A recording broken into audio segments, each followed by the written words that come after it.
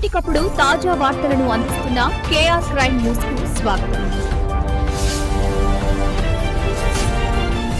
Welcome to KR crime news. Kukatpally love జిహాద్ లో కీలక విషయాలు చెప్పిన బాధిత యువతి. అప్పటికే 2 పెళ్లిళ్లు చేసుకున్న నవాజ్ హిందూగా మారినట్లు మోసగించి ప్రేమ పేరుతో వలలు వేసుకుని పెళ్లి చేసుకుని తనను మతం మార్పించాడని, అతని బంధువులతో అత్యాచారం చేయించాడని, తన ఆస్తిని మొత్తం దోచుకున్నాడని వాపోయిన మోసపోయిన యువతి.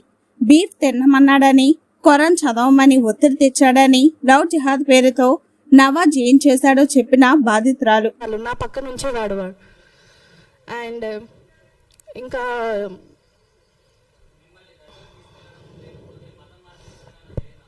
అవును సార్, జరిగింది. డిసెంబర్లో గుల్బర్గాలో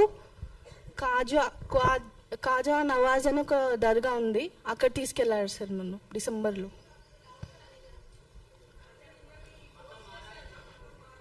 అవును చేశారు సార్.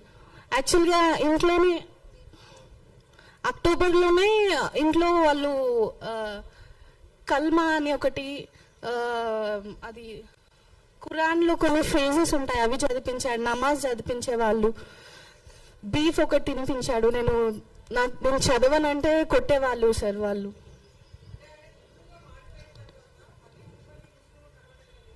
అవును మ్యామ్.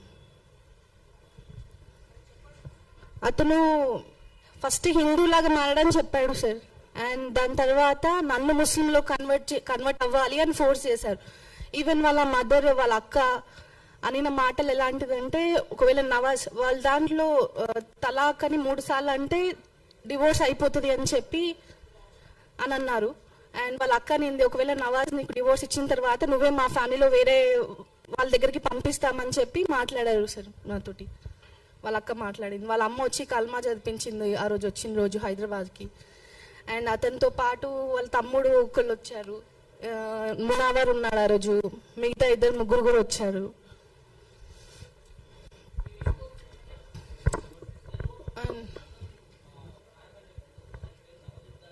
అవును సార్.